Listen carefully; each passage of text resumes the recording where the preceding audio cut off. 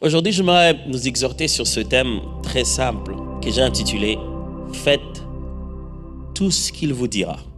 Je pense que ceci est plus qu'un message de Pâques, un message de dimanche. Je pense que c'est aussi un message d'une saison, d'une orientation. Je pense aussi que c'est une parole de sagesse du Seigneur pour ce qui devait être notre attitude pendant cette saison. Faites tout ce qu'il vous dira. Alors, si je tombe dans la tentation de vous pousser à dire quelque chose aux voisins, comprenez-moi, ce sont des réflexes. Okay? Des fois, je vous dirais, dites à votre voisin, faites tout ce qu'il vous dira. On va lire Jean chapitre 2. Jean chapitre 2, du 1er au 11e verset, je vais lire dans la version seconde. 3 jours après, eut lieu des noces à Cana, en Galilée. La mère de Jésus était là, et Jésus fut aussi invité aux noces avec ses disciples. Les vins ayant manqué, la mère de Jésus lui dit, « Ils n'ont plus de vin. » Jésus lui répondit, « Femme, qu'y a-t-il entre moi et toi? Mon heure n'est pas encore venue. » Sa mère dit au serviteur, « Faites ce qu'il vous dira. » Or, il y avait là 6 vases de pierre destinés aux purifications de Juifs, et contenant chacun 2 ou 3 mesures. Jésus leur dit, « Remplissez d'eau ces vases. » Et ils les remplirent jusqu'au bord. « Puisez maintenant, leur dit-il, et portez-en à l'ordonnateur du repas. » Et ils en portèrent.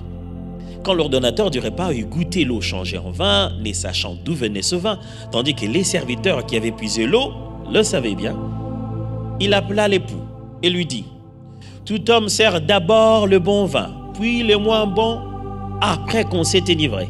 Toi, tu as gardé le bon vin jusqu'à présent. » Tel fut à Cana, en Galilée, le premier des miracles que fit Jésus. Il manifesta sa gloire et ses disciples crurent en lui.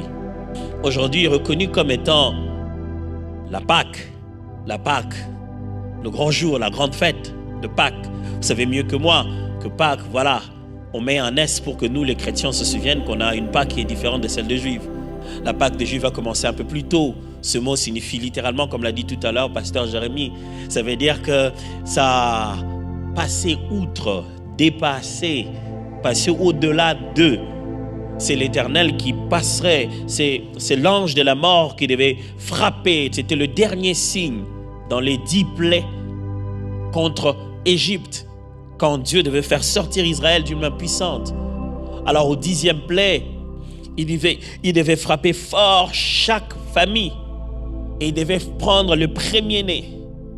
Et pour ça, il a dit, l'esprit qui devait frapper, l'ange de la mort qui devait frapper, ne frapperait pas chez le peuple d'Israël, il passerait outre. Il les épargnerait. Pourquoi? Parce qu'ils auraient placé sur le linteau de leur porte le sang de l'agneau qu'ils auraient immolé.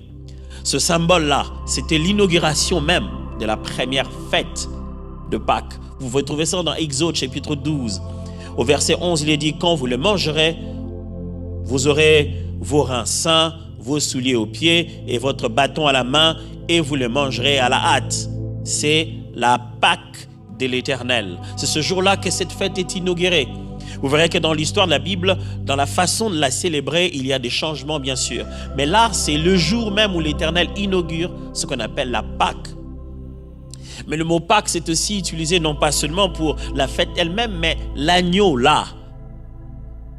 L'agneau qu'on va tuer ce jour-là, l'agneau pascal. Quelquefois, on se limite à l'appeler juste, cet agneau-là, on se limite juste à l'appeler aussi Pâques. C'est un peu comme Paul le dit dans 1 Corinthiens chapitre 5, versets 7 à 8.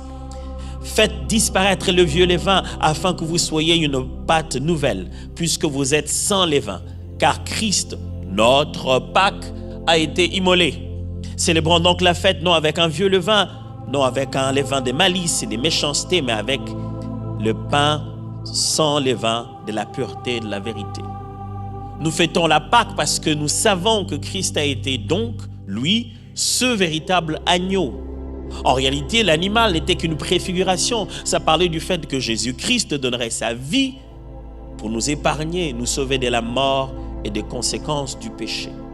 Mais pourquoi on parle de cette histoire de vin? Sachez-le bien, je n'ai pas oublié, on vient de lire tout à l'heure une histoire de vin dans la Bible. où Jésus a multiplié tout plein, une quantité incroyable. Il y avait une fête à Cana. Jésus vient à peine de recruter ses premiers disciples. Et il y a une fête à Cana et on a invité Jésus, la mère de Jésus, ainsi que Jésus et ses disciples. Vous devez savoir qu'à l'époque, une fête de mariage, ça ne faisait pas un jour. Ça allait jusqu'à 7 jours. On prenait 7 jours de mariage. Vous imaginez la consommation? Oh, je me dis qu'ils ne louaient pas des salles de fête. Hein? Parce que tu t'imagines louer les traiteurs. Ah! C'est fini, on n'invite plus personne. On fait ça rapide à la maison. Mais c'était des grandes réjouissances. Ça prenait du temps. Mais je ne sais même pas qu'est-ce que cette personne avait. Au point non seulement d'inviter Jésus, ne pas seulement d'inviter la mère de Jésus, mais d'inviter même les disciples de Jésus. On remarque dans ce texte qu'il est possible que la mère de Jésus était proche de cette famille. Puisque non seulement elle a invité, mais elle a les informations de ce qui se passe en cuisine. Elle sait qu'il n'y a plus de vin. Alors elle vient le dire à Jésus, écoute, il n'y a plus de vin. Puis Jésus lui dit, donne une expression, voilà, en français ça sonne un peu bizarre, mais c'est que ça veut simplement dire, ça veut dire, mère, ça c'est pas nos oignons, ça ne nous concerne pas. Mais quand c'est parlé comme ça dit, qu'est-il entre toi et moi, femme? Voilà. Mais ça veut simplement dire, ah maman, ce ne sont pas nos histoires ça. Mais c'est là, au moment où Jésus dit ça, que Marie alors dit la phrase qui est le message d'aujourd'hui. Faites ce qu'il vous dira. Faites tout ce qu'il vous dira. Elle avait raison de dire ça parce qu'après, Jésus va prendre une méthode peu commune pour faire du vin. On va demander des pierres, des vases de pierre, on va mettre de l'eau. Je vais y revenir. Mais ce livre de Jean, comparativement aux autres évangiles que nous avons dans la Bible, le livre de Jean a un but bien précis, écrit certainement par celui qui se fait appeler le disciple bien-aimé du Seigneur. Le livre de Jean est écrit pour démontrer que Jésus est réellement le Messie. Quand il écrit, il veut montrer que le Messie tant attendu, le Christ, c'est bel et bien ce Jésus. Et il ne veut pas aller par 4 chemins.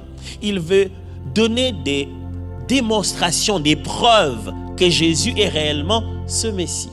Pour ça, il ne va pas citer les autres miracles que les autres évangiles citent. Ici, Jean choisit ce qu'il appelle des signes.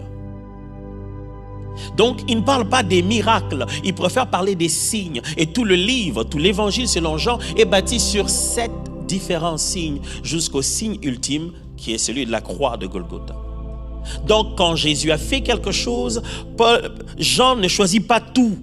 Il choisit des choses qu'on appelle des signes. Des signes sont des actes miraculeux, mais qui pointent vers un message. Ça s'est fait afin que l'on sache que c'est lui. Ça s'est fait afin que ça laisse tel message au milieu de tout le monde. Ce sont des actes qui ne sont pas seulement, waouh, mais des actes qui parlent. Donc on s'en souvient parce que ça porte un message. Donc Jean, il est clair, il est humble dans son livre. Il dit, si je me mettais à écrire tout ce que Jésus a fait comme miracle, on n'aura même pas de l'espace dans l'univers pour pouvoir placer le livre. Il n'y aura pas assez d'espace. Jésus en a fait tellement. Jean est clair qu'il ne s'est même pas raconté tout ce que Jésus a fait. Il a choisi des choses. Et là, contrairement à tous les autres évangiles, il est le seul qui met le mot premier. Il dit, ce fut le premier des miracles de Jésus. Ah, toi, tu as comptabilisé alors. Les autres, on dirait qu'ils parlent, Jésus a guéri là, Jésus a guéri là, mais pas, Jean a un but. C'est pour cette raison qu'il met une liste. Il dit, le tout premier des miracles de Jésus. Et c'est quoi le tout premier des miracles de Jésus? Pour montrer que c'est sa gloire. Moi, j'ai cru que peut-être le tout premier miracle de Jésus, pour montrer qu'il est Jésus, il aurait dû le faire dans un tabernacle, dans une synagogue, non? Dans un temple, au milieu des pharisiens. Ah, vous allez aimer quelque chose qu'on appelle ma Bible. À l'intérieur, il y a quelque chose qu'on appelle ma Bible et j'ignore. Et à l'intérieur, il y a une belle histoire. Et à l'intérieur, une belle illustration des pharisiens. Ok, je m'arrête là. Peut-être que Jésus aurait dû aller là, Là où il y avait des chefs religieux, il leur montrait, je veux vous montrer le plus grand signe. Mais Jésus est allé dans une fête de mariage. Pas sur un malade, sur du vin. Je vous assure que c'est drôle. On s'est dit, qu'est-ce qu'il y a? Quand quelqu'un veut s'enivrer, il sort tout de suite ce verset. C'est pas pour rien que Jésus a multiplié le vin. Mais pourtant, ce que Jésus est en train de faire s'appelle un signe. Il va poser un acte, mais un acte qui parle. Et Jésus savait lui-même ce que ça voulait dire des signes. Un jour, Jean-Baptiste, comme on l'appelait, Jean-Baptiste, c'est un peu inquiété en se demandant, est-ce que c'est vraiment lui le Messie? Est-ce que c'est vraiment lui qui devait venir? Alors il a envoyé ses disciples pour aller voir Jésus. Vous savez qu'est-ce que Jésus a fait? Au lieu de répondre à cette question, il leur a demandé de regarder les signes.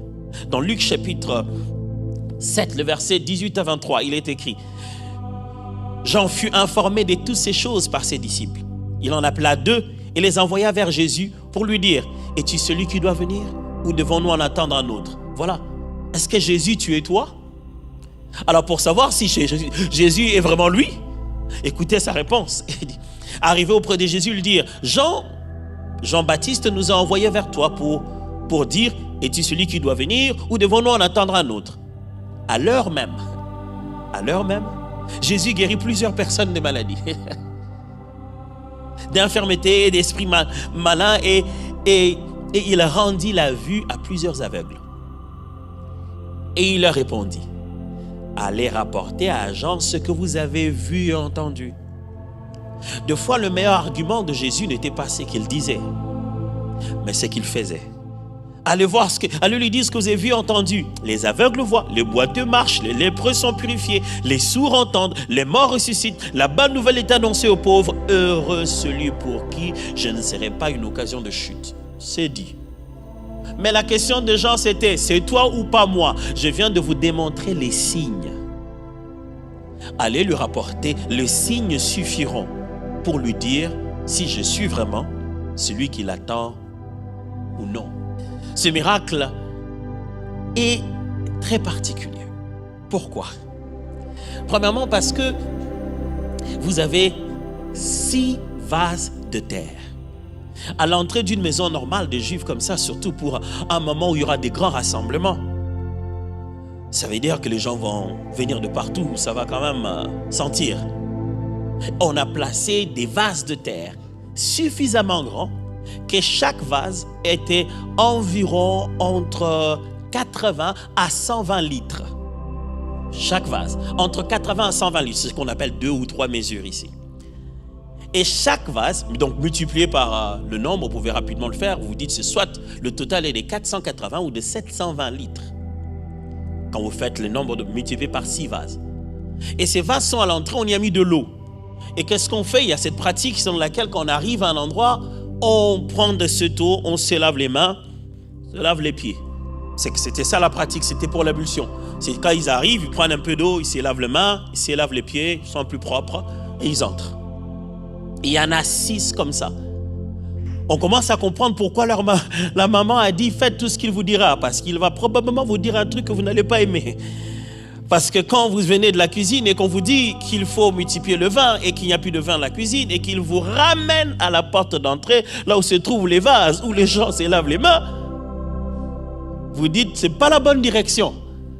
Il y a problème en cuisine. Pas ici, là où tu nous amènes. Jésus donc s'en va et il leur demande de remplir ça de l'eau encore. Ils remplissent de l'eau et de l'eau jusqu'au bord, complètement maximal. Et il leur demande d'épuiser de l'eau et d'amener à l'ordonnateur de repas. Je me suis toujours dit, si j'étais à la place de celui qui a puisé cette eau, quelle responsabilité. Moi, je l'ai toujours imaginé ayant puisé l'eau et se promenant avec. Il a puisé de l'eau, mes amis. Ce n'était pas du vin. Il a puisé de l'eau. Et il partait avec. Je l'imagine en train de se dire, si on me demande qui t'a envoyé, je vais dire le nom de Jésus, je ne vais pas cacher. C'est lui qui m'a dit, que j'aille prendre. Si on me dit, je vais dire. Il sait qu'il a puisé de l'eau. C'est quelque part là au milieu que ça devient du vin. Puis il amène, il donne. Je l'imagine en train de donner et en train de regarder les visages des messieurs. C'était pas transparent les verres, hein? C'était pas un verre transparent. C'était une coupe à l'intérieur, donc on voyait pas ce qu'il y a dedans. Une fois qu'il a pris de l'eau, lui-même, il ne sait pas si ça quelle couleur après. Je l'imagine en train de donner et puis en train de regarder les visages de donateur de repas. Ah, on dirait qu'il a aimé. Oh, c'est devenu du vin. Je l'imagine rentrant pour aller dire aux autres là-bas, c'est devenu du... On lui montre, regarde, tout est devenu du vin ici. 720 litres de vin parmi les derniers jours de la fête. C'est un peu trop. Il a laissé carrément une entreprise aux nouveaux mariés. Mais je vous dis, mais pourquoi il fait ça?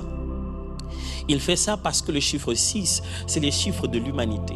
Et que ces vases de terre sont le symbole réel de l'être humain. Et que jusqu'ici, il mettait de l'eau dedans pour être purifié. Alors il était venu leur dire, vous ne serez plus purifiés par l'eau. Je donnerai mon sang. Ce n'est pas du vin qui leur sert. C'est son sang qui leur sert. Il dit, voici une nouvelle alliance. Vous en aurez en abondance. Il y en aura suffisamment. Avec mon sang versé, vous serez rassurés de toujours en avoir pour le pardon de vos péchés. Ce n'est plus avec de l'eau que vous allez vous purifier,